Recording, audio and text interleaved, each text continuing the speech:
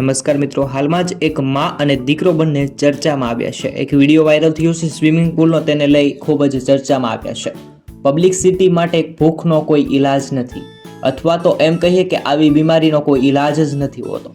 આજકાલ લોકો ફેમસ થવા માટે કંઈ પણ કરી નાખે છે. આજકાલ લોકોને રીલ્સ બનાવવાનો એટલો બધો શોખ છે કે તેઓ ગમે ત્યાં શરૂ કરી દે છે, ગમે તેવું.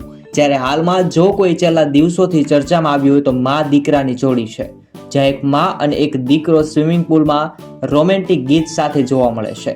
વિડીયો શેર કરનાર રચનાના ઇન્સ્ટાગ્રામ પર અત્યારે જોઈએ તો 1.3 લાખ જેવા ફોલોવર જોવા મળી રહ્યા છે. હાલમાં આ વિડીયો ખૂબ જ વાયરલ થયો છે. વાયરલ થયેલી આ પોસ્ટ સિવાય રચના દ્વારા આવા ઘણા બધા વિડીયો પણ પોસ્ટ કરવામાં આવ્યા છે, જેમાં એ છોકરા સાથે રોમેન્ટિક ગીત પર એક્ટિંગ કરતી જોવા મળી છે.